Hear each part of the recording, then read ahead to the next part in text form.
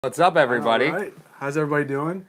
Whoa, look, everyone's already in the chat talking. Oh, hey guys, what's up? Happy Bills victory Sunday, Yeah, which turns into absolutely. Bills victory Monday, everybody's favorite day of the week. Yes. Hello, hello, hello. Here's the link.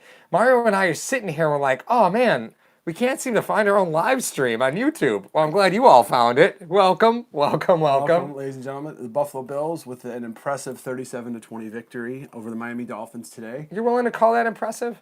Did they show you things today that they should have been doing for a couple of weeks now against bad teams? Okay, there's a couple different levels to that. And we'll get we're to gonna those. we're gonna get to a lot We'll of get those. to all those. Yeah. But I want to thank everyone in Hashtag Nation for joining us. And, it's very weird to be calling a post-game Bills with Steve Bartman. It's really difficult to try to do that. I got torched this week. For those of you that didn't see the live stream on Wednesday, you can if you didn't catch the live stream, you don't need to watch it because it was a preview and we talked a lot of Bills. But if you go to like the last 20 minutes and just look at the live chat, it is just a roast city. It is a for me. roast. It was a pure roast. That should be a bet.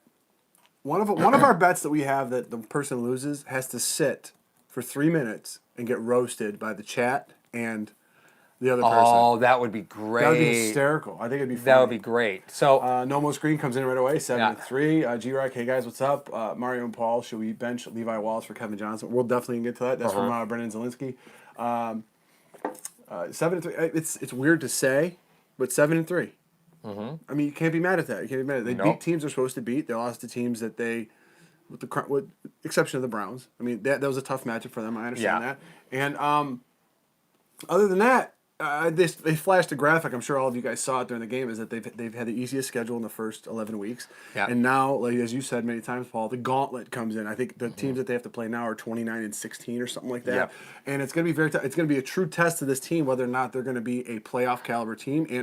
But if they do a split, if they do a split, you would think that they're a playoff caliber team. You know what I mean? They do a split, they'll be 10-6. They'll get in the playoffs. They'll maybe hopefully make some adjustments and all that. But we're gonna get to all of your questions and all of your comments today.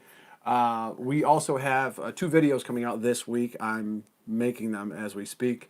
We have a Bills fan video that I told you guys about. I love it when he tells you guys because he doesn't tell me about this stuff half the time. So please tell me what our videos are this upcoming week. We have a Bills fan vid that I'm creating. I want to make it perfect. I'm a perfectionist and in that respect, except for my beard. But the other thing that we're doing, we're gonna be releasing the promotional thing that we have for our charity, for the Punt Foundation, working in conjunction with 26 Shirts and Dave and Adams. We're gonna try to do it over the last 4 weeks. I think that's the projected thing. The last 4 games for the Buffalo Bills, we're gonna have boxes that you can purchase and you can win autographed merch from the Buffalo Bills and you can donate to a great cause. So we're really excited that we're gonna be doing that. I want to get to it right at the start of the broadcast. So. Now that that's all out of the way, we can get to talking about the game today, the 37-20 victory. So a couple things that I thought were the biggest standout issues, right? Standout issue number 1 is the Bills blitzed a lot, right? And Loved it. Well, here's what I saw right out of the box, right? Was they were split wide. Like you looked at those defensive tackles, and those defensive tackles were often on the outside shoulder of the guard, right? So what did that do? It made the center have to make a commitment, right? Because even though they were bringing down Edmonds and bringing down Milano, the center had to make a commitment if they didn't know, if the Bills were just in a front forward look. And that was different. Normally, we've seen the Bills try a stack. We saw that tilt 4-3. The tilt 4-3, the 4-3 over front that they play all the time. Right. Didn't do that this week. Right, they really abandoned that kind of a concept. They had it a few times. Right, but for them, it was a stalwart of the defense before, and this week it wasn't. Well, it was interesting to see the Buffalo Bills do something that has been done to them for a number of weeks. If we want to talk about what's been happening to the Bills and Josh Allen and a lot of the pressure that's been brought on him, a lot of teams blitzing Allen, not really afraid to go man because he hasn't ran too much. Right. Was very smart running the ball today. Didn't. And when you gave him time, I know I'm going to sound like a cliched announcer, but when you give him time, he's able to find the old man. Dolphins. He looked a lot different today. A couple times they're rushing 3 though. Today. I mean that line will eat 3. They all, as we said at the onset, you made a point about it right before the season started. All these guys graded well in pass protection. Yeah. So if you only want to rush 3 against them, be my guest. Allen will find somebody else sitting in his zone. So. I thought Levi Wallace had a quiet day, which is not a bad thing, right?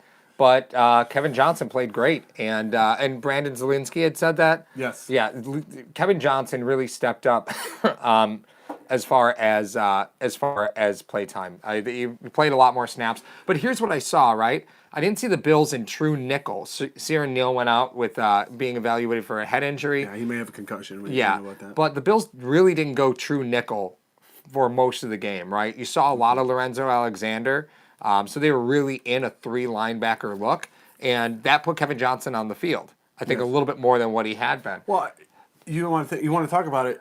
Levi, with some analysis that we did, and some of the people, even in #Nation, they agree. Like, listen, he's a better zone corner than a man corner. Well, if you're blitzing a lot, what's one of the things you got to play behind it majority of the time? You got to play man. If you're sending 5, 6 guys, you got to play man behind that. Kevin Johnson showed that's probably why his uptake in snaps. We don't have the official count in front of us, but the uptake in snaps that he had was probably due to the fact they were blitzing a lot, and he didn't disappoint. Right. Stayed healthy, was very physical.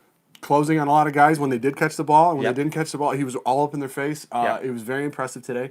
But then again, we started to talk about the bar, which you set. You got Trey White and then Levi Wallace. Levi Wallace was an undrafted free agent. Yep. Trey White, first-round pick. Kevin Johnson, first-round pick. pick. So there's a there's a big reason why difference. those things happen to manifest in themselves, and we're starting to see that while you're going through all that stuff. I want to go through some comments that we happen to miss at the beginning of the broadcast, and I want to get to them. William Lang, Deion Dawkins played a game, Paul. Play calling, Daniel Collin. Play calling is better with Daboll in the box. Tom talk. Special teams today was awful. We do need to put position coaches in the press box. Kevin Johnson came over, took over the CB2 position. Bills fan.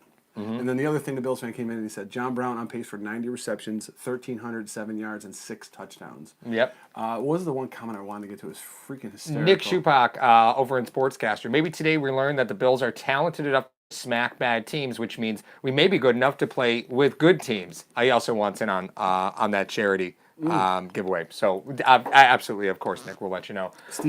Steve Hampton comes in. He says, "Did you send Mike to Coach Daboll?" Much more spread formations today. Yeah. So you give him the answers to the test. You can't just. They did clutter the box every once in a while, and Allen was able to make reads on it. It seemed eerily similar to the previous game. I just want to go over this real quick.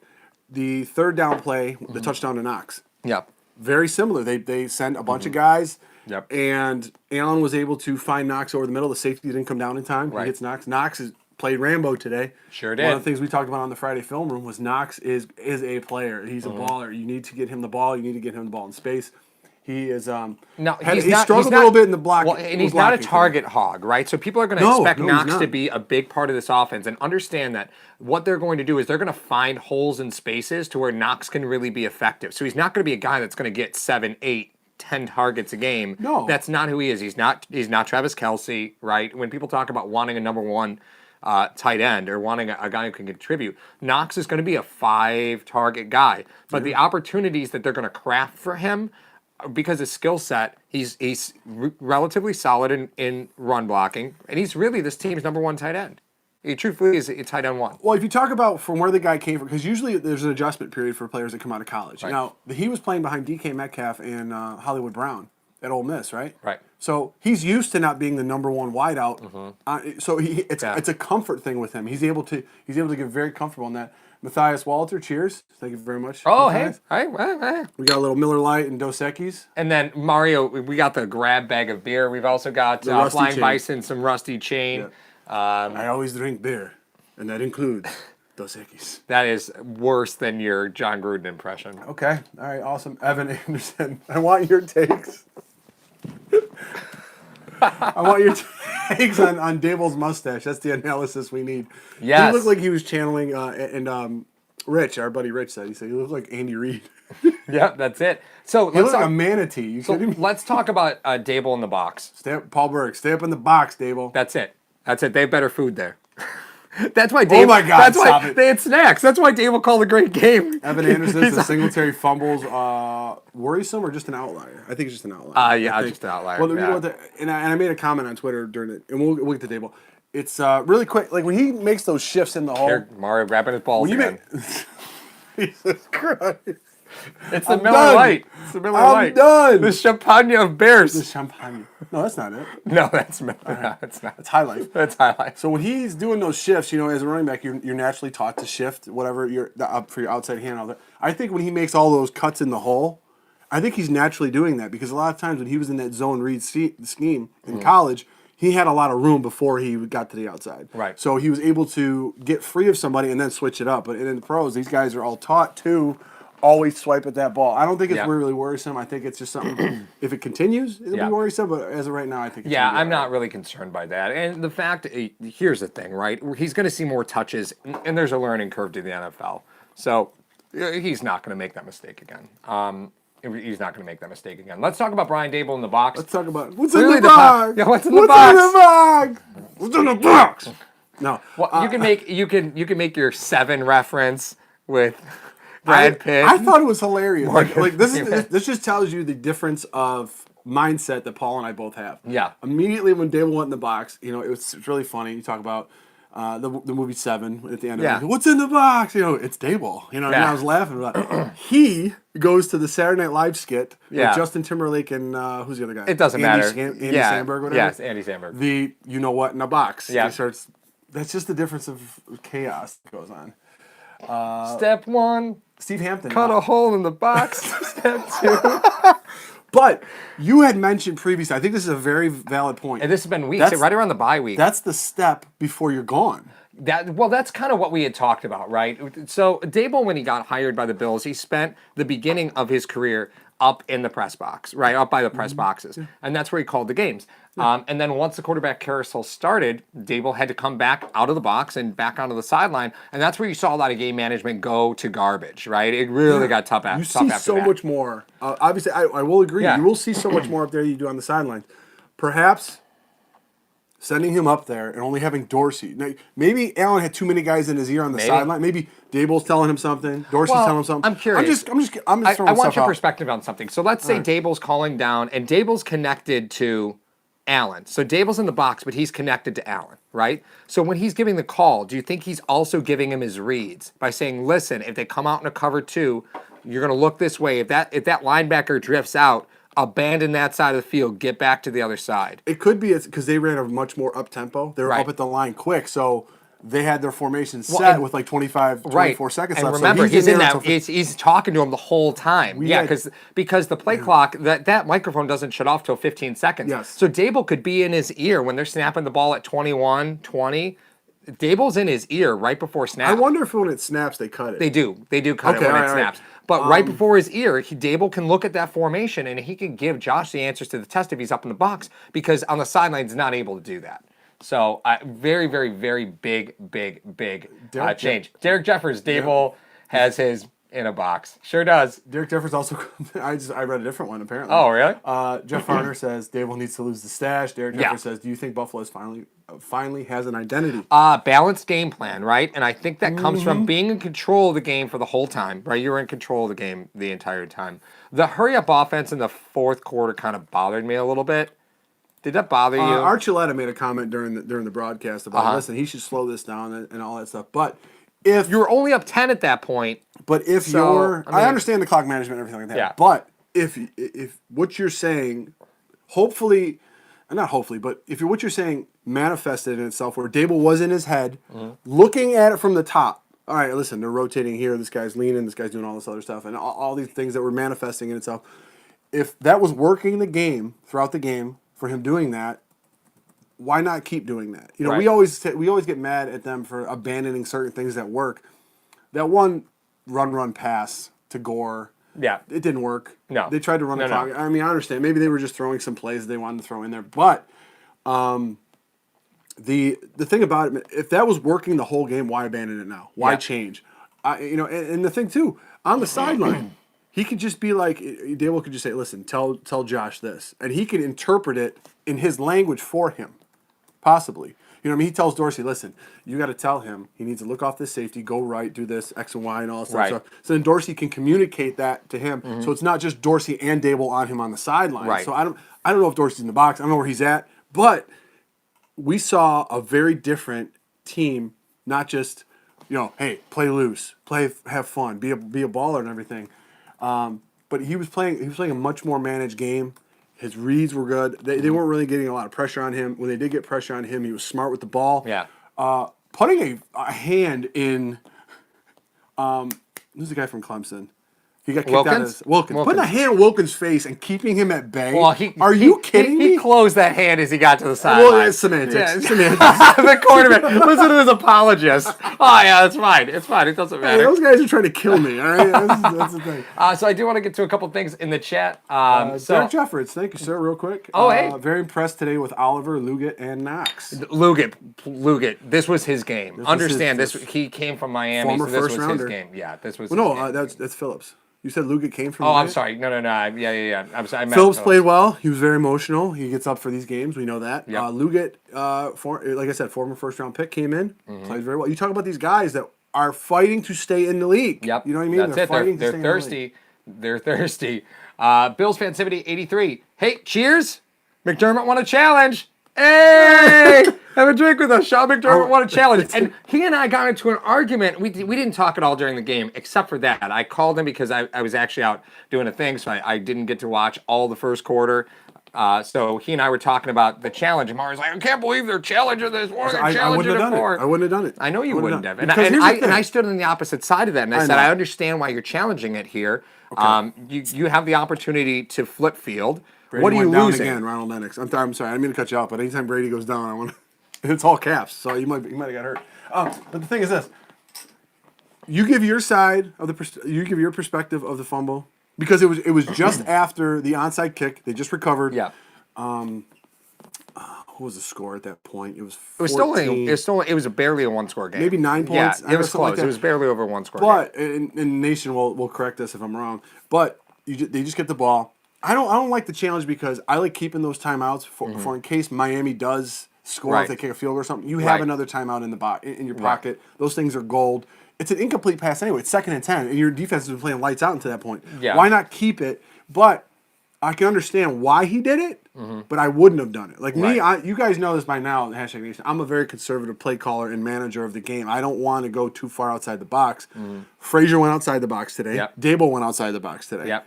And look what happened. Well, here's what got me, right? So the fumble happens on the first play. So here's where I am with that, right? 3:39 in the second is when the onside kick happens. Fitzpatrick throws to Allen Hurns, and that's when they called it over. I looked at it from a time perspective. There were under 4 minutes left. What up? Daniel. What?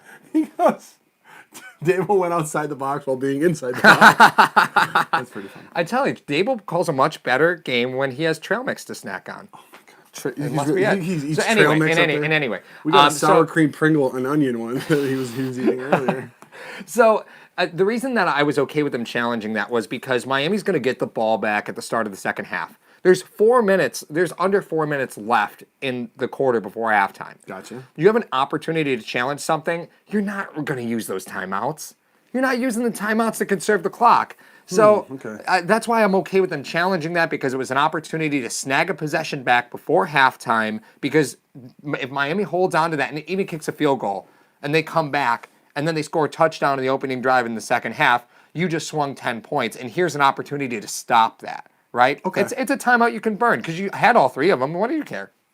You still had all 3 timeouts. They're gold. They are gold. They are gold. I get it. But at the time, I didn't taking think it was timeouts on necessary. defense is something I hate. And the Buffalo was up 16-7. Okay. So So it that's was what I mean. that. That possession was really important. So I agreed with them challenging. Well, I mean, I can understand. Like I said, I understand the other side of it. However, I wouldn't have done it because defense is playing lights out. You want to give as much time to Allen. Like, let's say if they go 3 and out there, it's 2nd and 10. They're behind schedule. They go 3 and out. You want your 3 timeouts in order to go back and try to score on them before they get the ball at the half. Right. You know what I mean? I was thinking in that respect. Naveed comes in.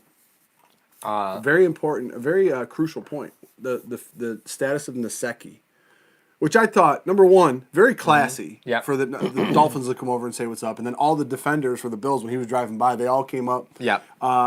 Just to show you, A, how this team operates, the family atmosphere, and B, how important he is to the team. Right.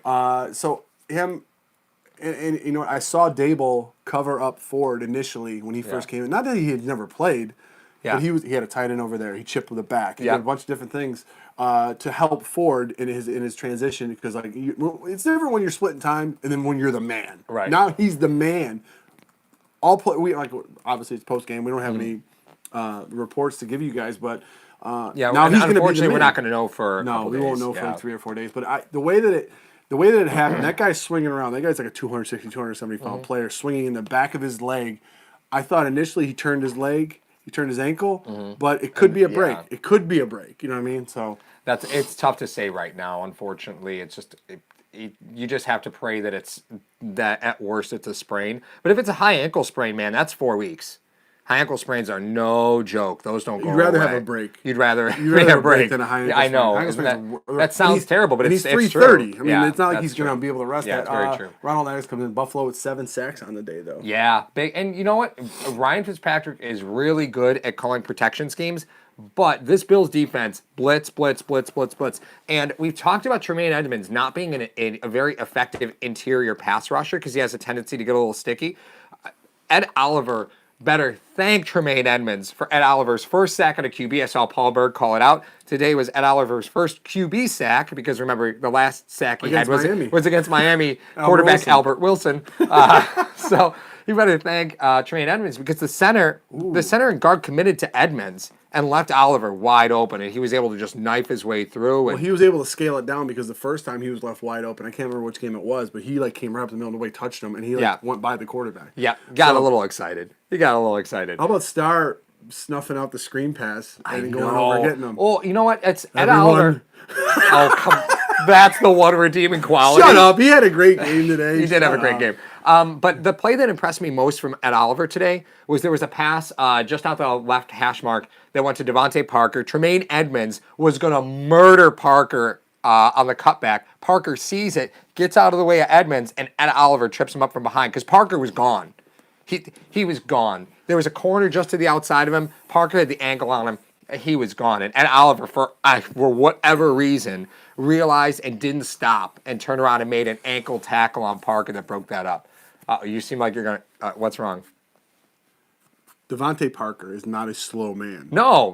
He caught him from behind Ed Oliver. Yeah, are you kidding me? But that's a high motor guy. Oliver never stopped. A lot of defensive tackles, once that ball's gone, they think their day's done. Right, their play's done, and Ed Oliver did not feel that way at all, and I absolutely love that. Absolutely love it. Doctors are in. William Lang says tie's done for the year, unfortunately, possibly his career. Donnie Rook comes in and says, judging from where they were supporting Ty's leg, it looks like a tibia fibula fracture. That's my guess. Did we hear from Banged Up Bills on that? We didn't. He said he didn't see the play. Okay. He's usually the guy. If you guys are on Twitter and you need a really good follow, Banged Up Bills. They're awesome. I mean, they're the best. Those guys snuff out injuries and can give you like previews before they come out. And these guys are like hand sanitizer. They're like 99% like accurate with their assessments. Right. So it's pretty great. A couple things that we want to call out over in Sportscaster. Tim and Tom joins us. The QC Collective USN, Nick Schupak, Los Gigantes 6969 has joined the broadcast. Los Gigantes. And Nick Schupak says, blitzing on third down worked today. It's something we need to keep doing. Today was a big day for the Bills, doing things that you haven't seen all season. And I guess that's where I'm a little caught up. Why against Miami? The Bills must have blitzed on 65% of snaps. 2 reasons. Why against Miami? But why? You're not worried about their run game, right? No. Is that why you blitz so much? Because you're not worried about their run game? Well, I mean, a lot of the blitzes that they had were tailored toward stopping the run. Yeah. So they were coming. They were through linebacker. gaps. Yeah, they were linebacker middle. So right. That's a great point. Crossers in the middle. They were going outside. They were showing blitz coming back. Because a lot of times, what happens with the Buffalo Bills, and we've seen it in the previous 9 games, they'd show blitz, back off. Show blitz, back off. And I think someone even put it on Twitter. They're like, "Oh, which 4 are they sending?" You know what I mean? Because even though they're coming up, but they're actually rushing this time. Those are because there's a very specific difference between having a passing blitz versus a run blitz. Right. And then Friday Film Room, I'll be sure to tell Mike. He'll explain it a lot better than I will. But the thing about it is they were able to do that. Maybe they're not worried. They've already played this team before. And the other thing is this: you're testing it out and giving film to other teams. Not that you want to give that film to other teams, but now they have to account for the amount of pressure you'll bring. And if you start Kevin Johnson that could be a telltale sign that, hey, they might be blitzing on this. If you see him on the field, they may be blitzing. Right. All right, Well, because he's a better man corner. he's a better man corner. Yeah, So that's a great the reason point. why. But That's if a great you have, point. but having the embarrassment of riches the Buffalo Bills do, how aggressive is Teron Johnson? He blitzed through the C gap today. Teron Johnson, amazing. Go get him. So you have Go get him, Teron little Johnson. man. You have Levi. Let's not ignore the first 6-7 games that Levi played because he plays very well. He plays right. very well in zone. But But when you're not but blitzing, it's good. Exactly. That's the thing is, as the Bills get more aggressive, because we've asked this defense to be more aggressive. That's been a thing that Bills fans have been begging for. Is we do not get at the quarterback. And you're right. The Bills hadn't. today. They hadn't, and they did today. However, with that being said, that puts Levi Wallace on an island that is a very uncomfortable situation for him because he's required to be in man coverage at that point. So Okay, so let's go to the chat. I just want to read a couple. Despite the penalty, Richard Greenwood. Despite the penalty, Shaq played great. Shaq is making it real hard to not re-sign him, isn't he? You can move him inside. You can move him out to the edge. It seems like they're trying to get him to play DT. Zoe's role. Yeah. Like I don't want him up in his stance, but Right. he has dropped into coverage a couple times. Yeah. Actually, in the Friday film room, we showed him dropping into coverage because the one thing that the Bills do, and I didn't see it at all today, is when they try to blitz off. They do a zone blitz where they bring Milano or Edmonds, but they drop the opposite defensive end. Right. They didn't do that at all. No, they brought him. They were bringing. But you see the difference. A lot of people were talking about this during the broadcast. A lot of people talking about it during the game. Milano didn't play against Miami in the first game. No, he didn't. So you see the difference that Big this difference. kid makes. But let me ask you this, and let me ask the nation this. Very interesting. We talk about here that we love Edmonds if they move him to the outside.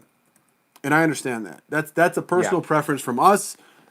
And you guys have seen that. Some of you guys agree with that, some of you guys don't. You say, he's young, let him mature in the middle, and he'll get better. I understand that.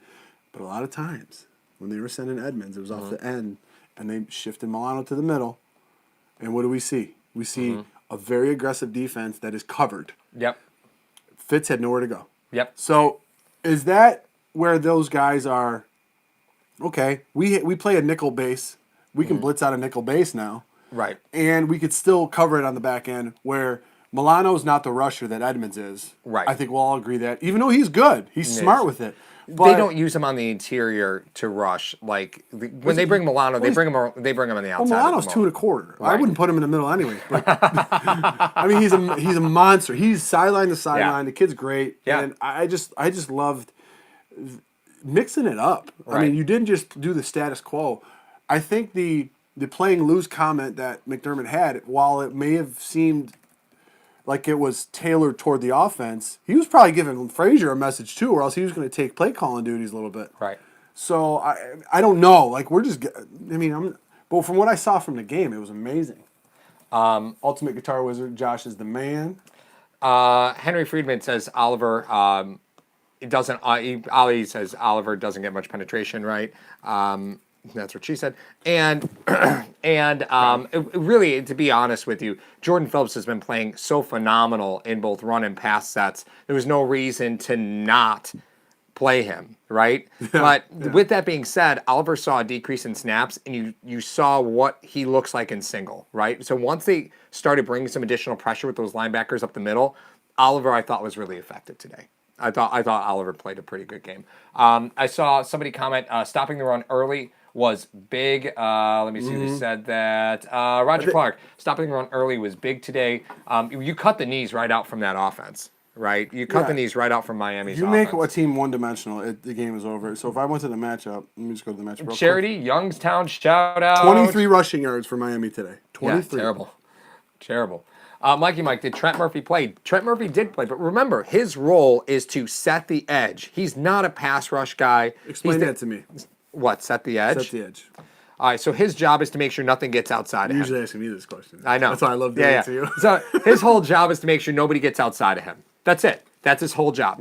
And he does that. He does that very well because a lot of times when you have a guy that quote unquote sets the edge, normally a little heavier, and they have trouble getting back. Murphy's a little lighter, so he can set the edge, and if a guy tries to cut that lane that he might create by getting a little deep, he can make that guy press back in. You know what I loved about Murphy today was that the little sleight of hand he was doing, he didn't automatically have his hand in the dirt and give the tackle the read. He would stand up, he would kind of shift in, he'd come back, he'd shift in, then he'd put his hand in the dirt and go, he's gone. Yeah. But the thing, There's one play that did it for me, and it was kind of like the whole game. And I'm going to go back to the Patriots game, what he was doing. There was a play where Trent Murphy came in, and he had to set the edge. He had a guy pulling on him, and he had the tackle he was trying to fend off. He knew he wasn't getting the running back. Yeah. This veteran move that he did was he submarined the guard pulling, and the tackle toppled over him, so he took both the runners out. Edmonds came around and made the tackle on Sony Michel. You got to do the dirty work. It was that's the thing. Like I said, a lot of stuff he has does not show up in the stat sheet. But I'm going to tell you, when I watch these games, and I get the tight shot, and I watch him, he is so fundamentally sound. Daniel Barnes is going to be so excited to hear you say this. Why? Why is it? Because no, he's been telling us Trent Murphy is good for the last 2 years. I haven't seen him. He's not here yet. Over at Sportscaster, Nick Chupak, granted the fins stink, but the timing on the blitzes was ballet-like. Milano and Tremaine several times waited for the D-line to get the push, and they came flying through. They're wreaking havoc. There was a lot of delayed blitzes from the linebackers, which I'm totally fine with. Milano and Edmonds both are quick twitch enough to be able to read and go. That's fine with me. Nick, send us a beer. Hey, thank you, Nick. As always, Rico says, Allen played fearless. Daboll was finally mixing it up with the play calling, not much or too much of one thing. And then Nick responded with, Josh looked like he knew where he wanted to go with the ball, and he knew what his number one option was and when it was being taken away. So here's something that I want to talk about. We talked about this a little bit on Wednesday. The deep passes from Allen, right? Okay. We saw more of them today. But you know what I didn't see? Talk to me. I didn't see lasers, man. He threw one up to John Brown that had nice arc to it, and Brown was actually able to try and get back into the ball. It was incomplete, right? But is that the one he knocked down? Yeah. But you know what? That's the type of deep pass that you need. You need one where your receiver can adjust, and Allen hasn't been throwing that ball for weeks, unfortunately. So it was nice to see him take some gas off on those deep passes. Tom Talks. Oh, hey. Thank you, Tom coming in hot. He said, we need Duke for fade passes in the red zone. Yeah. Brown on a fade doesn't work, which I question that call as well. We need size in those situations. Foster does nothing for this team right now. He's basically a gunner on the punt. But here's the thing, though, Tom. That when we come back into it, you start to see Dawson Knox now. That could be a guy that you run to a fade and you bring somebody underneath that. Yeah. You know who's someone I didn't see very much today of? Who? Lee Smith. That's horrible, but that's the thing. It's true. Look at how much more dynamic the offense was without him there. Croft even caught a ball. That's it. Daniel was 85. There you go. All right, there you go. So, interesting fact. Are you guys ready for this? Talk to me. Name me without looking. Right. Who are the two leaders today for the Bills in targets? I'm going to go with, obviously, Brown. Yeah, John Brown. 14 targets today for John Brown. How many catches does he have? 8, 9? 9 catches, 137. 9 catches, 137. The Bills gave up the first receiver. Devontae Parker got over 100 yards today. It's the first time this season the Bills have given up a 100-yard receiver. So great job by, and a lot of it was garbage time. But no cheating. No, I'm not cheating. I was looking at the flying back. Okay, yeah. Who was the other?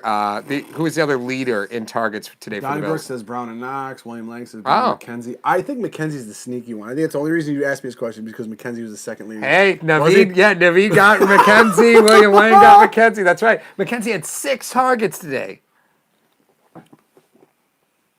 I wanted Beasley to have more. Beasley had 4.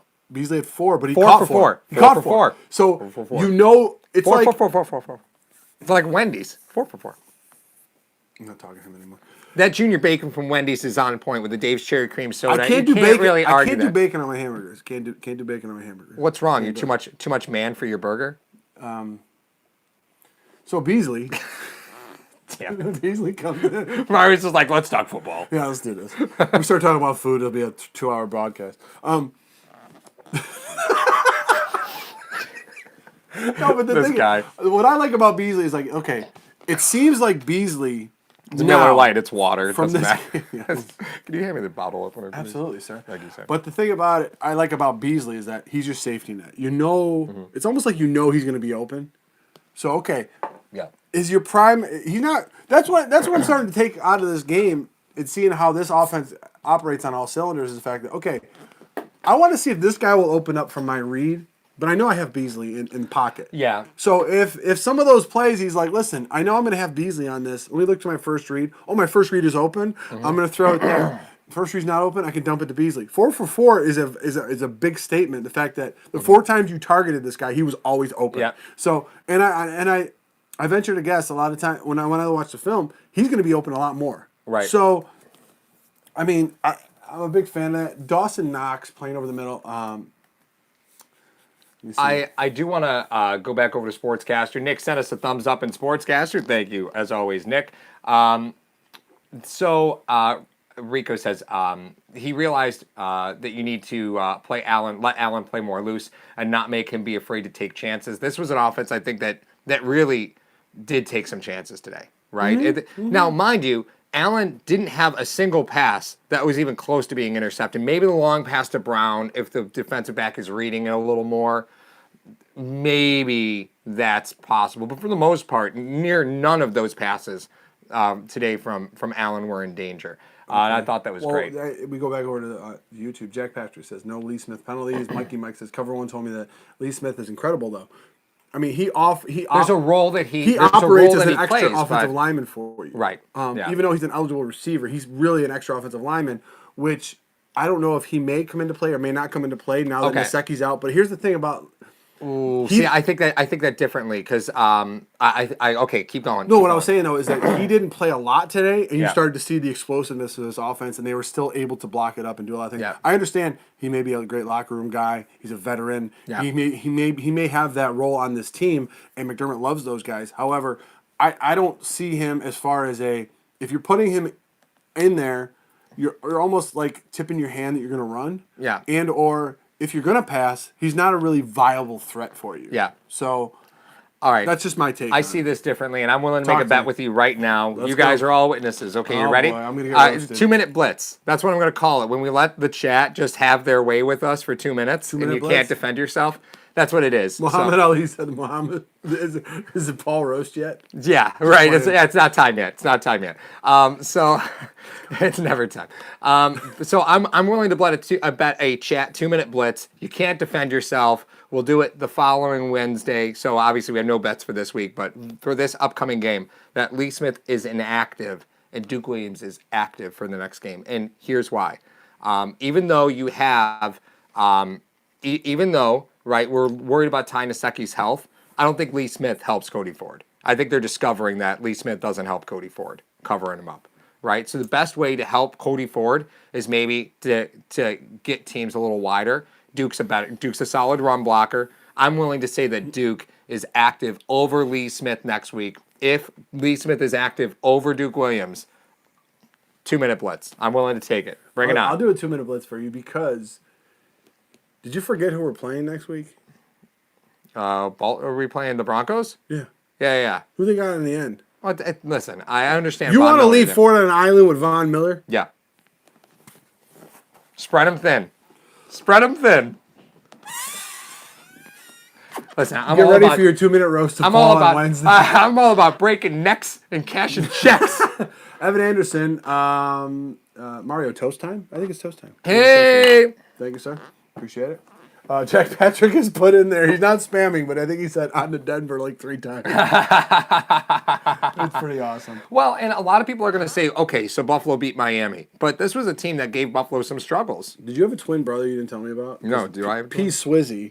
We have P. Swizzy? He said that 3rd down drive was the best of the season. That was a hungry drive. We needed to see that. I thought it was. I totally agree. I totally agree with that. P. Swizzy, thank you for the comment. I don't ever remember you commenting on anything before, so thank you for the comment. No, thank you. There's a running joke that people call me P. Sizzle, so I'm glad P. Sizzle. Daniel Gallery's put it on your Bartman photo. He sure did. Tab. He said, he had to move to Lockport, change his name to P. Sizzle from Bacon Street. A lot of these inside jokes. For those of you that are new to the nation, we have like 400 videos. You could probably run through them. Yeah. There's a lot of nonsense. Someone told us to visit Bacon Street, I think it was, and then we did. And I think Kevin Heaney said visit Bacon Street. Yeah, so it was. Kevin. So we did. It was awesome. Or Ranch. Paul lost a bet and had to wear a Patriots jersey while eating wings with ranch. Oh, P. Swizzy used to be Husey. Did you change? Oh, you changed your name. Oh, all right. Okay. That's fine. Well, welcome back under your new under your new moniker. If you haven't hit that like over in YouTube, please make sure you hit that like so that the stream shows up for more people. We Yes. much appreciate that. Also, over at Sportscaster, I believe Daboll is not also, I believe Daboll not being in his ear actually helped. And we actually just talked about that, Rico. I really have an interesting feeling on Daboll being up in the booth. He was in Allen's ear a little bit more because they really didn't press the clock. They were pressing pace all game. Like all game, they didn't let the play clock get down. And I'm curious if that's kind of like bypassing the Sean McVay calling audibles from the sideline thing because they're using the rules to their advantage. Do you disagree or do you agree? He's not just another pretty face. Well, and here's where nobody talks about this. But that's what I love about it. But time out real quick. Okay, Everybody knows. I shouldn't say everybody. For those of you who are unaware, in New England there is a very, very large reputation. Sorry, we have to get our very expensive bottle opener. Are you trying to do that thing like what the knife people do? Listen, if I do, it'll fly out of my hand. There. Do you have a butterfly knife? I do have a butterfly knife. You never know when you're going to need one. Well, I know where you work. I go pick you up. I know where you live. But in New England, it's not a crazy. They have a very bad reputation. What? We're hitting timeout. No, you're gonna hit timeout because Jared Fucci has put this in the chat a bunch of times, and he's been doing this. He's been peppering us every once in a while in some of our comments. He said, "Troop for Gronk." Wasn't as bad as T.J. Graham instead of Russell Wilson. Just saying. Go Bills. Okay, so I know I've been seeing all of those. Yeah. Evan Anderson, here's $2. Get yourself a real bottle opener. Thank you so much. Thank you so much. We love you. We love you, Hashtag Nation. Thank you so much. But when you go to New England, right, they have a very bad reputation that headsets don't work. There's a they have a communication issue in New England. And this is totally true. There's been cases open with the league for years and years where the communication devices don't work in New England, right? Who do you think knows that? Daboll knows that, right? Mm-hmm. So I'm super curious if Daboll's in the box for the Patriots game. I would say that's probably a no. Because think about it, if you're in the box in New England and you're trying to call an offense and the headsets aren't working. Not that the headsets aren't working. What's to stop them from bugging the room? You want to put a tin hat on. I'm going to wear it too. No. But, yeah, I will say this. Number one, I have called plays from the sideline. Mm-hmm. I have called plays, not in the NFL, obviously, but I have called plays from the sideline. I have called plays from the booth. It is so much more. There's like 18 different times where I would say, I wish I could talk to the quarterback right now before I play. Because I could see the coverage and everything that's breaking down. Like, no, they're rolling the two. They're rolling the two. You know what I mean? That would be great. Maybe, that's why I said I loved what you said, because maybe that's the thing that was going on. They were playing so up-tempo was because he wanted to have from 25 seconds to 15 seconds. I got 10 seconds to talk to you while they're in the coverage. Exactly. Yeah. And it's great. You want to help the kid. That's one way to help them. You spread the offenses out. That helped them.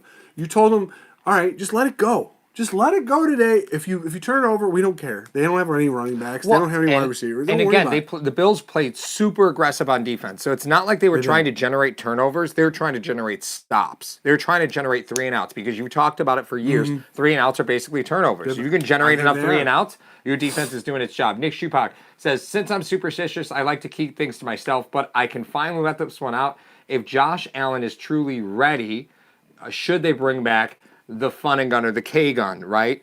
Does he take care of the ball well enough? One of the things about the K gun that's so important to remember is that Kelly ran that offense. He did. He called those plays. Allen's not there yet, right? Someone in the chat, my memory's fading. Was it Marcia Broda? Was the OC? Yeah. Okay. So Marcia Broda sat down with Kelly, and they were like, listen, it stemmed off from a loss to the Browns, I believe, in '89. Yep. And they're like, listen, our 2 minutes are best, offensive weapon. Let's try that. Kelly had the reins. He was able to see things on the field. Mm-hmm. The reason, if you believe what's going on with Allen, is that Daboll's in his ear. Mm-hmm. Allen can't see, or he's not seeing. So you still have training wheels on this kid. Mm-hmm. I don't know if he's ready for that step this year. Maybe next year, maybe another offseason, maybe start to get deeply involved in this offense. If Daboll and Allen are here next year, that could be something that you want to do. But I don't think he's ready to call his own plays now, because maybe here's what happened, and that's why I believe the fact that he was in his ear. He called a play, they went to the line.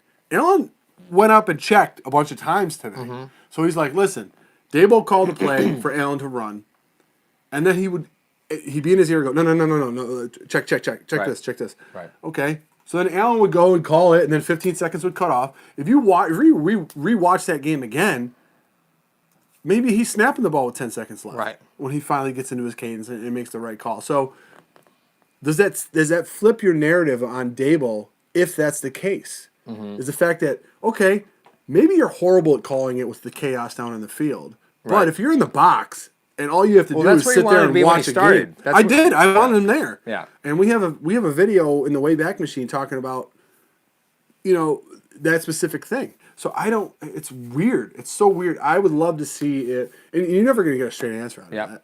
I mean, they're never going to say, oh, yeah, he was in his helmet the whole time. Right. You know what I mean? That's one of those where you talk to the coach after the game and go, yo, off the record, were you calling plays in until 15 seconds? Boom. Well, I would love to have heard a post-game press conference where somebody asked that question. Oh, you wouldn't get a straight answer. I know. So but that's what Chip Kelly used to do. Let's be real. That's why Chip Kelly loved the hurry-up offense. Can we not? No, I'm bringing it up. Listen, that's why Chip Kelly College loved is the so hurry-up. different. No. Different. It's not, Mar, because they have the same technology, right? So that's why Chip Kelly loved the hurry-up offense. We always thought it was because more offensive plays means more opportunity to score. No. He wanted to run the hurry-up because he was in the QB's ear the whole time. So he was the head make coach. I know, but he was also the offensive coordinator. He wasn't always calling. Well, it really was. Yeah. I don't think. It didn't work. Fact, guys. Derek Jeffords. Thank Book you. it. I don't know if I could show that comment. What? The blank in a box. Nah, I proved it. We're good. All right. Oh my! I proved it. Let's go. New York. Hey, Leo, my drummer Leo from the Average Party Band is in the chat. Hey, Leo. Ski. Hey, he only sees me drinking beer. I seriously only drink beer with Leo and Mario. That's really the only extent of it. it. Yeah. Bills fan 7883 comes in. He says New York Post did an article about Belichick's best friend being some NASA communications scientist. And Of course he is. Of course he is. About New England using untraceable frequency that allows them to talk To up block. until the snap. Yeah, of course they do. What was the thing with Mike Tomlin? He started hearing music in the headset. That's right. Yeah, they were getting radio Do you know frequencies. where that stems from? Spygate, right? No, do you know where all that even originated? No.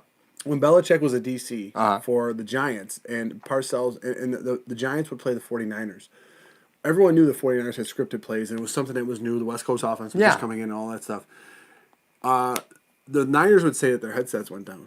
Now, league mandates, if your headsets go down, the other team has to, So they weren't able to communicate as fast with the headsets because you got guys up in the booth, guys coming down. They can't communicate what's happening. So the 49ers So the 49ers had these scripted plays and said, hey, our headsets don't work. They already know what they're running. Because they're scripted. Yeah. And, Parcells talks about it. He says, look, we had to make some adjustments pretty quick. However, Belichick being there for that isn't a coincidence. Is not a coincidence. Yeah. And then I remember the next year, Bill Parcells was talking about it. He went up to Walsh because they played again. He said, if these headsets go out again, I'm going to expose you. And Walsh goes, just a little gamesmanship. Hey, big shout out to Nick Schupak at Sportscaster. Sent us a money bag. I don't even know what that is. Okay. I've never seen one of those 2000? before. Yeah, 2000 fan coins. Thank you. sir. Thank you. Ambassadors. We're ambassadors.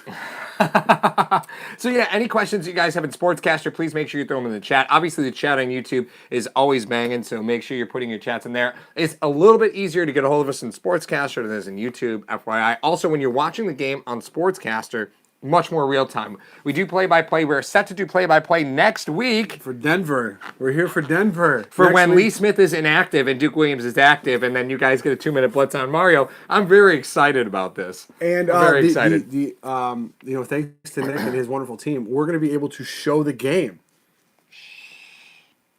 But yeah. Yeah, so the team over at Sportscaster has developed amazing technology where you can activate the front and rear camera of the device simultaneously. Yes. Phenomenal technology. I challenge you to find any other social media platform that has technology like that. YouTube doesn't have it. Instagram doesn't have it. Facebook doesn't have it. There's a significant delay. Yeah, it's incredible. So we will be on YouTube as well. Right, but the Sportscaster's far and away the best way to catch the game. Absolutely. We'll have the game for you. We'll be able to break it down so you won't have to hear Spiro Dides and Adam Archuleta with... Not that not that they were bad. Archuleta is not bad, but he definitely divulged during the broadcast that he led with his head a lot. So I know. That's true. That's true. Oh, Daniel Gary's. Hey, Paul Jack Murray. Patrick, the chat on YouTube is quote unquote always banging. Right. Gary's is here. Game over. All right. Thank you for joining Mike us tonight. Spears Gary's here. Yeah. Mikey Mike. Spears is like a salt-free pretzel. Oh, that's a great outside the box question, real quick, before we get Yeah. back to the game. Jack Patrick, Paul, and Mario, do you guys ever wonder what we look like Always. every day, Yeah. every single day? I'm not going to say that So I curious. judge you guys by your profile pictures, but I absolutely judge you by your profile pictures. What happened to the Henry VIII picture we that creep. we had? We creep. I'm not going to tell you we don't creep. No, he creeps. I don't creep. Nah. I'm insanely Part of the curious game. though, because I mean, when we get this party bus, when we go on the beer tour with everybody, it's gonna be amazing. Hey, so Izzy, how do you guys feel about the offense keeping up with Dallas or Baltimore? It's not so much the offense I'm worried about keeping up with him. I'm worried about the defense. If you could play the type of defense you play today, no, I understand. They give up 20 points. All Right. one was on a kickoff. Okay. All right. So they gave up 13 points defensively. Yeah. I worry about that. I worry about the defense because I think the defense will, like today, set the tone for how this. You got to remember, the Bills kicked 3 field goals, and when they should have had 3 touchdowns. I just had timeout. We need to stop for a second because I'm going to lose this thought if I don't talk about it. So the Bills blitzed today up the A gap, primarily with their linebackers. Right? Talk to me. Isn't that the perfect recipe to stop Lamar Jackson? Because Because you're making him go around your defensive ends, right? Because Jerry and Trent really didn't take long angles today, right? Because the tackles were out there, so it allowed the ends to get single coverage, right? Because the guards couldn't really chip because the defensive tackles were so far out, right? So the guards couldn't really push to help. So here's what I'm thinking. I can't. Isn't this the perfect way to stop Lamar Jackson? Now I understand we're not there yet, right? But isn't this the perfect way to stop Lamar Jackson? Do you remember that? What she said? That's what she said. Moment. Can I answer your question in What? a second? Yeah. The chat is amazing. First You of all, guys are Gary's awesome, comes in and says, "I hear Mario's comments on Trent Murphy. Well stated." Welcome to work. I was for a year and a half ago. All right, Bills fan 7883 says, "I look like Daboll." Oh, well, that's good to know. Wait. With or without the mustache? That's an important question. Very important. Important question. Derek Jeffords, he gives us $5. I go, it only costs $5. Jack Patrick hits us with an eggplant in a box. I'm done. I'm absolutely done. Your point about Lamar Jackson blitzing up the middle, putting pressure in his face, he's going to take to the outside. Now, what does that mean? Do you have enough outside speed on this team to take care of him? Now, does Tremaine Edmonds have enough speed to spy him? And can you afford to have Edmonds out of coverage just to watch Lamar Jackson? Because obviously, at some point, teams said, "Listen, this is our fastest defender, and it doesn't seem like we're changing too much, but we have to keep an eye on this maniac, Right. and make him throw." Well, when you make him throw, you take a guy out of coverage, Right. And the Bills don't like doing that. No. So well, here's where I'm getting at, right? double A gaps blips. Well, I mean, we'll put pressure on him to make a decision quicker. Right. I know that. Well, and here's what it does, right? Because there's positive and negative. So the negative is you're taking your 2 fastest defenders closest to Lamar Jackson and removing them by blitzing them, right? Because Edmonds and Milano can cover an absolute ton of ground. So you're asking them to blitz him to force him out. But the Bills are very fortunate with Murphy and Hughes because they're pretty fast. So are you really giving up that much space on the outside if you're bringing Milano or Edmonds in on the interior? Are you really, really giving that much up? Now, I'm not saying double blitz that, right? I'm saying even if you're only bringing one of them on the interior, Murphy and Hughes are no slouches. They're quick guys. They're fast, yes. So is that a possibility, right? I think it is. I think this is a recipe that you can use to try and beat Lamar Jackson. I think you put this on tape because you know either during the regular season or during the playoffs you're going to have to face this team. Yeah. So give them something to plan for. Mm-hmm. Either do that or do something else. And then you come back and it's so tough trying to decipher how you're going to defend this guy because Greg Roman has done a masterful job with him and giving the offense an identity around him, and that's what they've done, and it's amazing. But the team speed for the Buffalo Bills, I think, is very underrated. I think they're incredibly fast on the outside. Yeah. And if you play a nickel base, you have guys out there that are fast enough to get him. Now, if you're talking about Trey White, you're talking about Kevin Johnson, Levi Wallace, Taron Johnson, Tremaine Edmonds, and Matt Milano, those are all guys that could not. I'm not saying they could catch him. I'm saying they could contain this maniac. So, what are you laughing at, by the way? Evan Anderson, Greg Roman revenge game. I love that so Rex much. is in here. The Chargers had a Jason perfect game plan in the playoffs last season. So you can go back to the Chargers beating Lamar, but that's rookie Lamar Jackson who is starting, who is fending off Joe Flacco for that starting job. So I think there's a lot of growth there because you're coming with a rookie quarterback. The guy's amazing. Yeah, he's I'm very nervous dynamic. about. It's funny. We got double comments.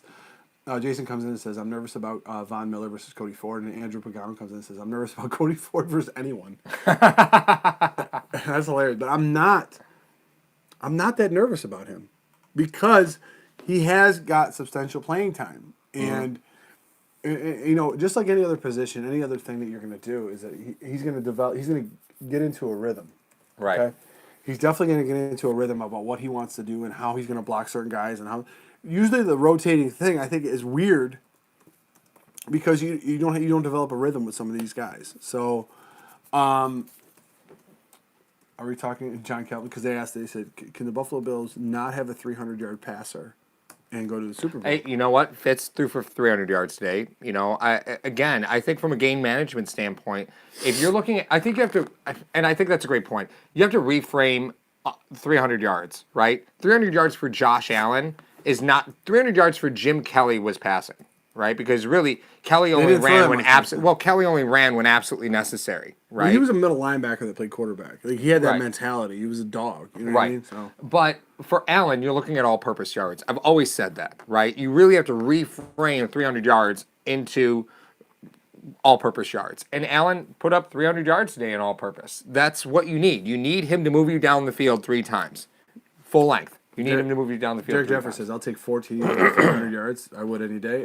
William Lang says, "What is Cody Ford's biggest weakness?" Warcoder read Kyle Allen threw for a 300-yard day. He also had 4 interceptions. He did. And Fitzpatrick threw for 300 yards today. 300 yards is not a good thing, in all honesty, because it means your offense isn't really that balanced. I think we may have snuck in a bet between you and I when we were driving in the car this summer and we were recording episodes. Right.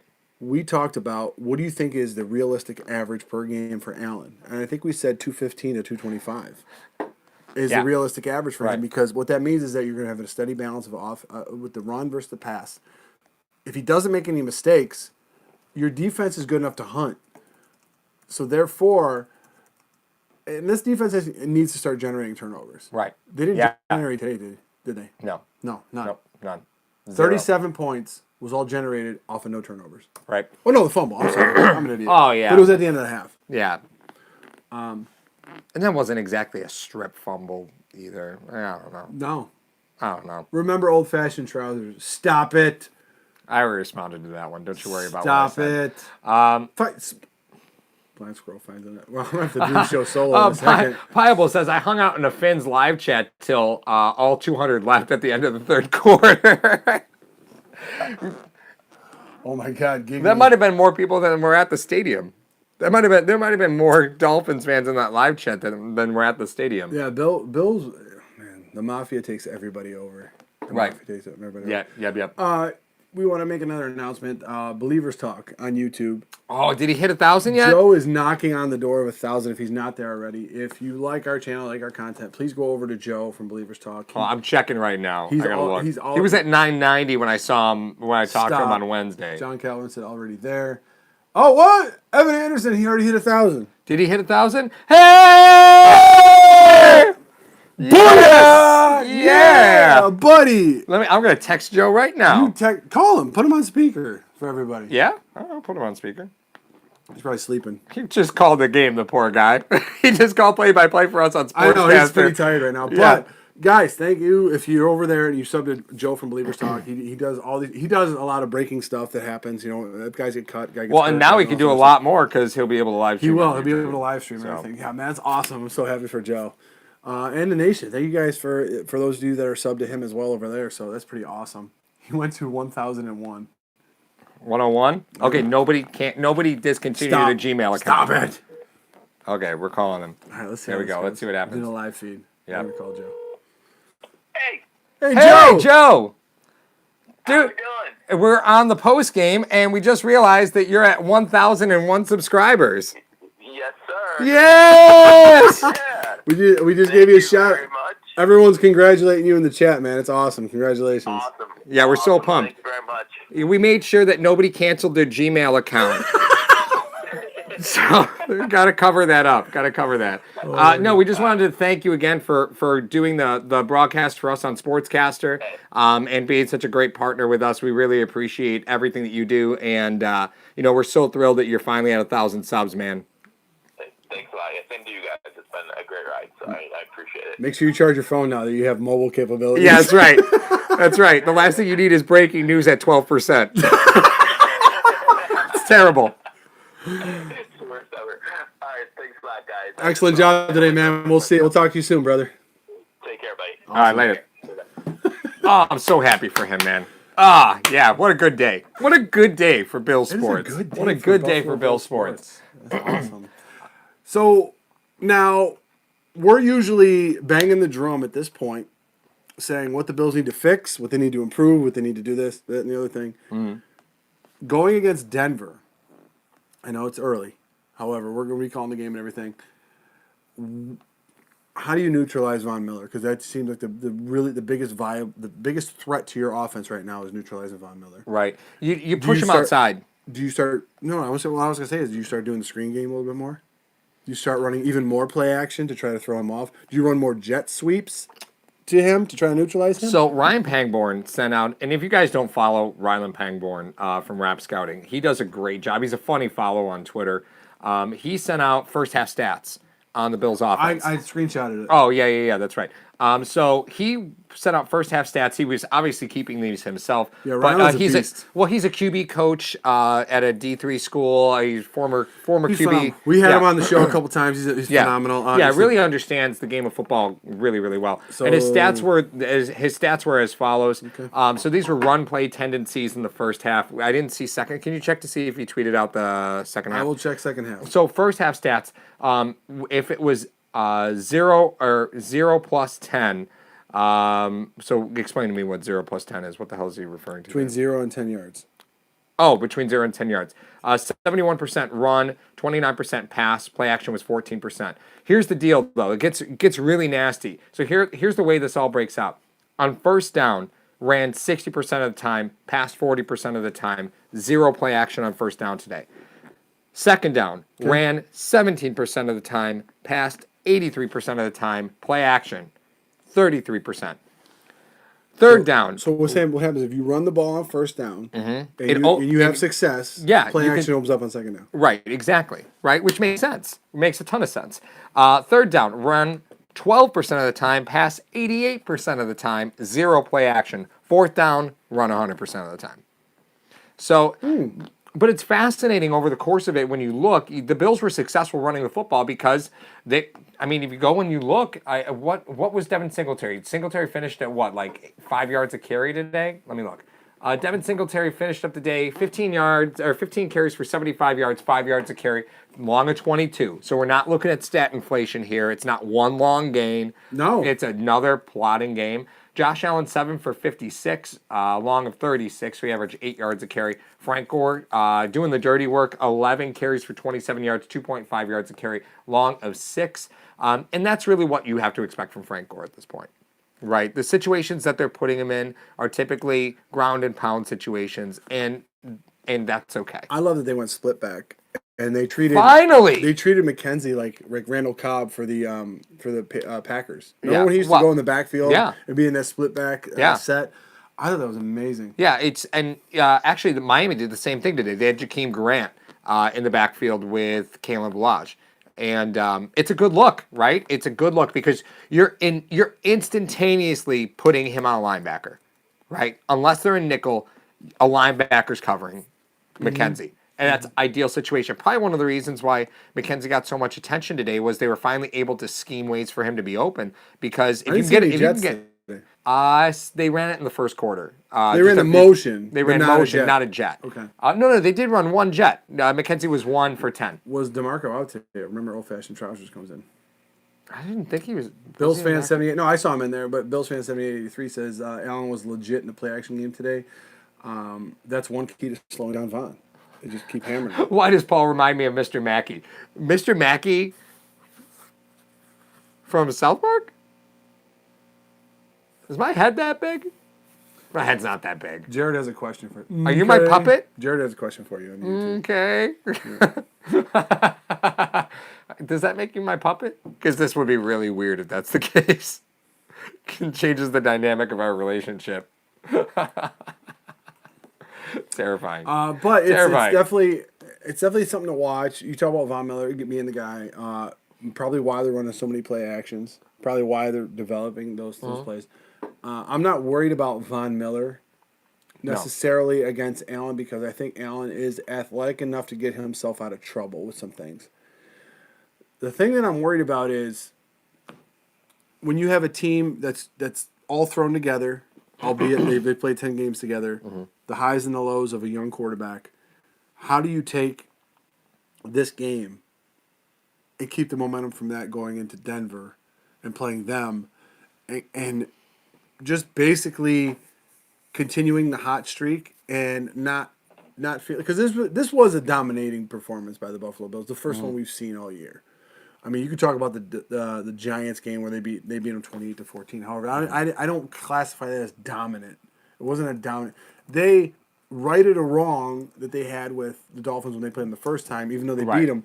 They had a Micah Hyde circle button return for a touchdown to close that one out. Yeah. So I think they were able to make adjustments, which is what I liked. Right. The offense had some variety. There weren't any there was one gadget play that the Daboll ran that I didn't like.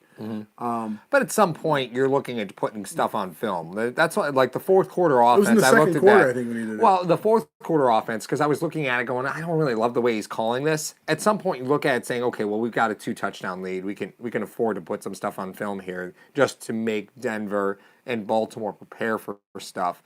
But again, it's that hurry up so that he could be in his ear. I'm telling you guys, that's a big deal. We're going to talk about it 1,000 times.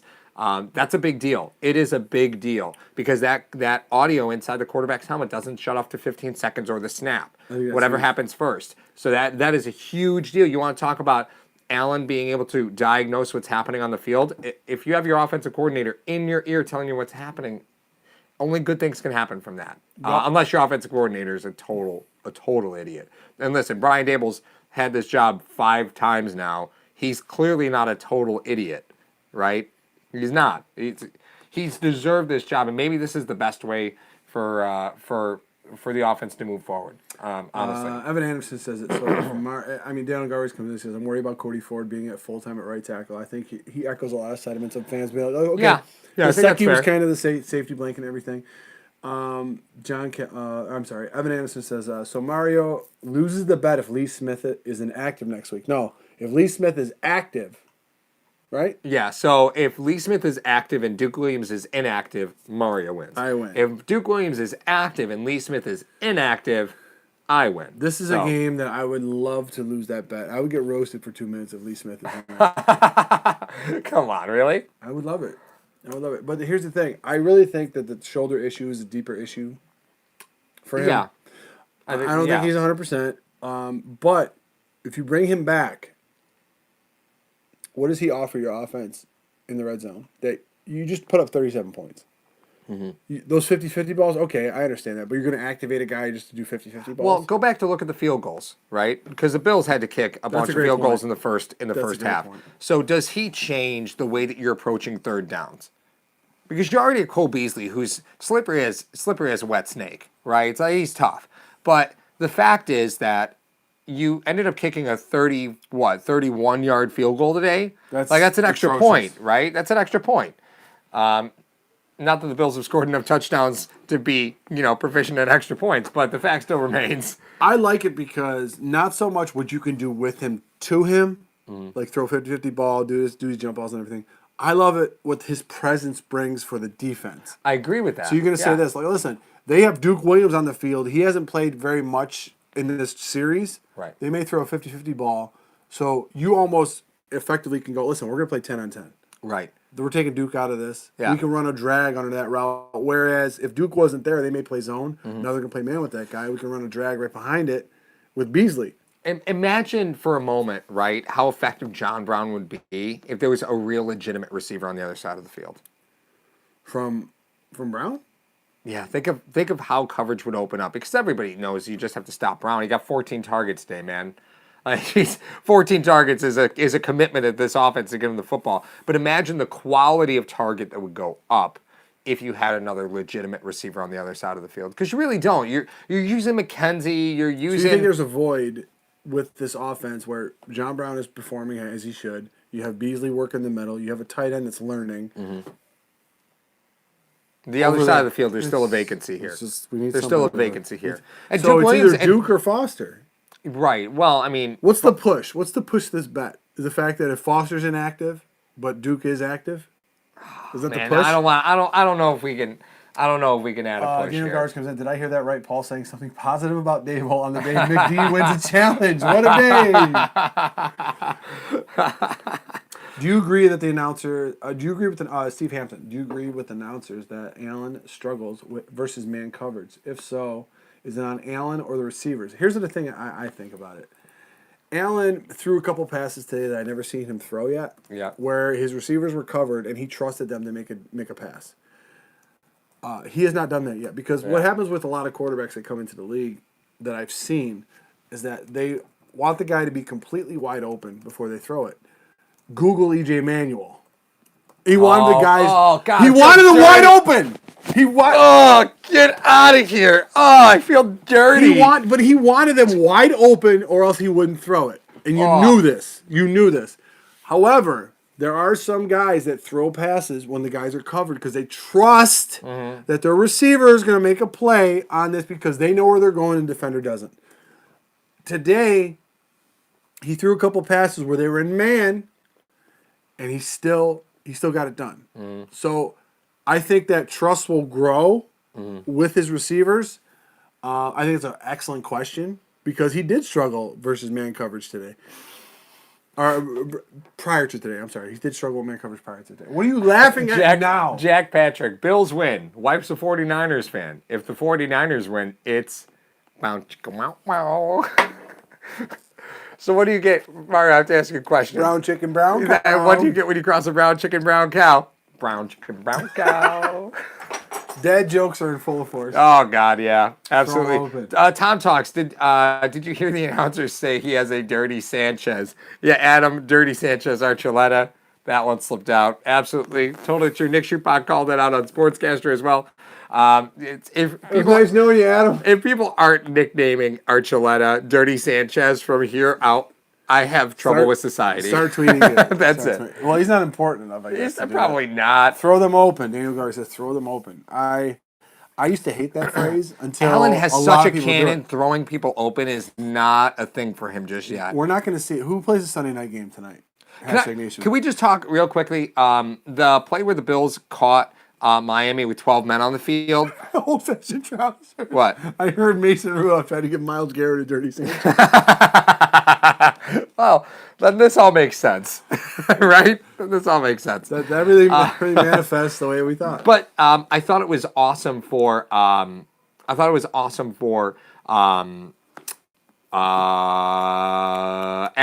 when he got Miami with 12 men on the field. He's yelling for the ball, snap, snap, snap, like he's screaming for the football. They snap it. He throws a lob pass over Singletary's head that wasn't a reception. It was out of trouble, but it was long enough to be out of trouble. Yeah. But that's what a smart quarterback does. Is he's doing the math. He's like, wait, come on, give me the ball, and then take it, just throw it away. Yeah, exactly. Where's a guy? Just throw it that way. That's fine. Yeah. Get rid of it. Get the penalty. Get the 5 yards. Move your life on. Right. That's what a smart quarterback does. Now I say smart quarterback because he did that without Daboll in his ear. No, he didn't. Daboll was in his ear. Daboll was in his ear. The play clock hadn't ticked down yet. I was waiting for him. John Brown finally got some yak today. That's another good point. This Bills offense has not been great with yards after the catch. We haven't seen that. We haven't seen it, but again, that's a lot of that is on Allen because he's making the reads to the wide receivers so late.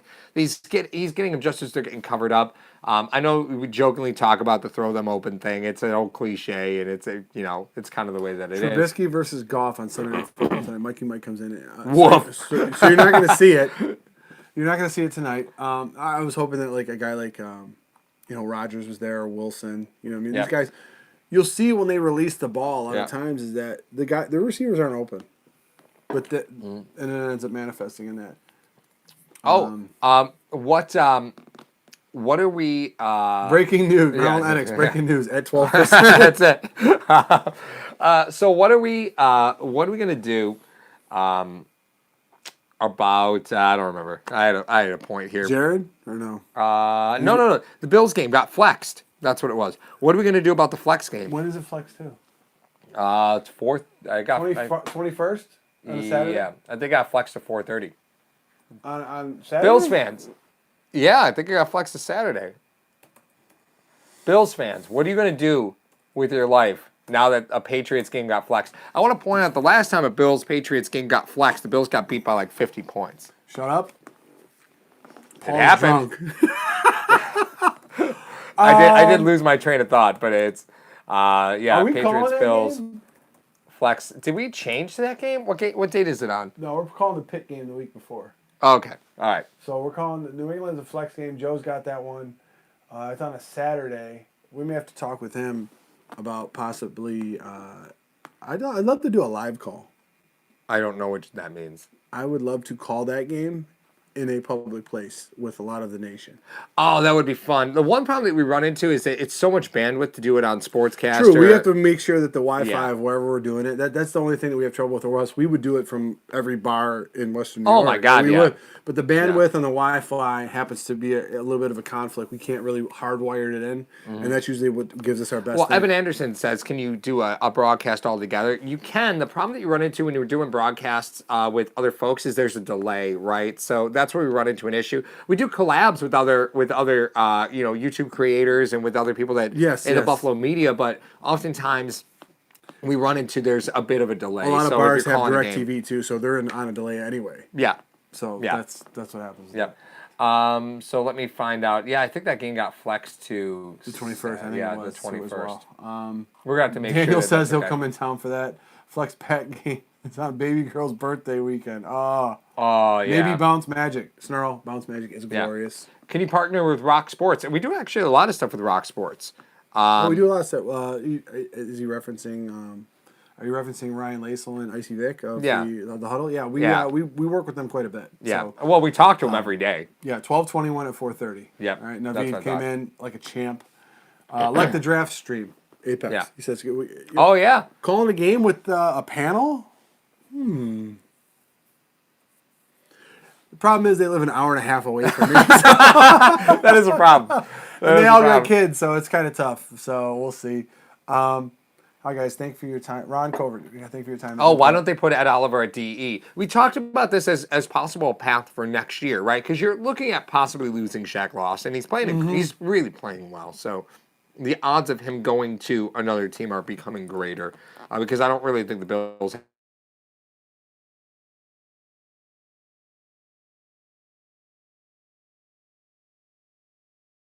Being said, Ed Oliver, from a frame standpoint, could play defensive end. And I think he could do what Trent Murphy's doing for you right now. I believe he can. Yeah, but right now he's playing defensive. He's playing defensive tackle. He's playing defensive tackle. I think what will determine whether or not Ed Oliver goes inside versus outside next year, and the status of Shaq Lawson will be what is Oliver's weight. Yep.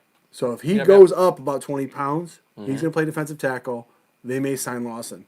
If he stays at where he is, he may bump out to the outside. Harrison Phillips comes in from his injury. Yep. Lawson's gone.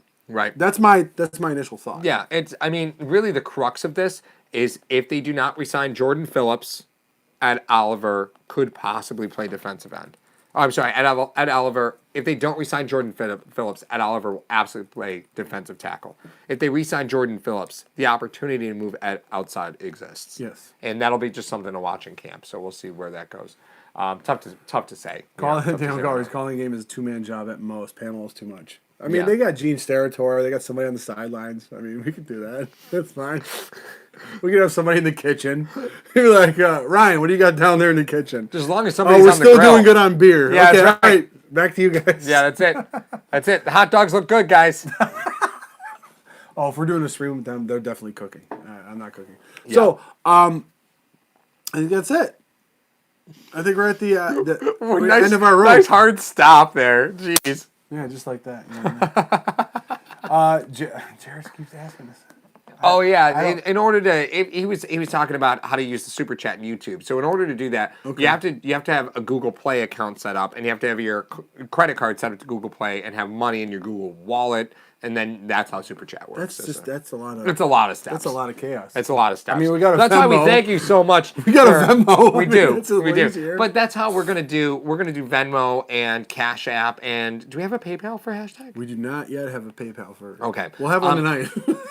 I guess we're gonna create a PayPal for hashtag, so that way I'll make things a little bit easier because we have to pay some folks out for the survivor pool. Yes, the survivor pool, which ended very interestingly, very abruptly. The people that were in the survivor pool, it's all 4 finalists lost, so everybody gets to split the prize fund. That's what's happening. So I guess we'll make a PayPal for tonight. That's fine.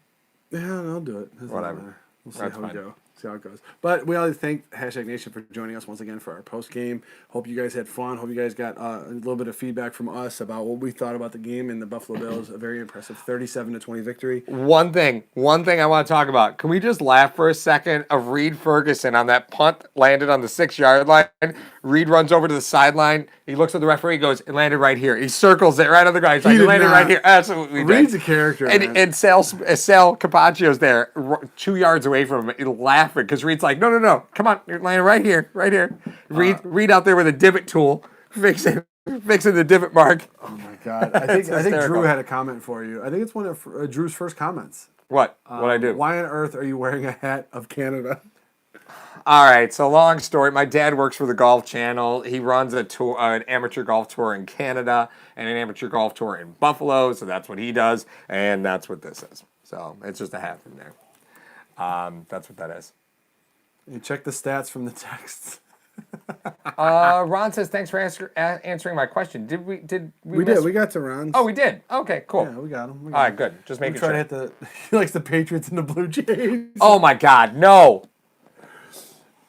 Lampreck. He is a diehard Yankees fan. Oh, to a fault. So we will see you guys live on Wednesday for our normal.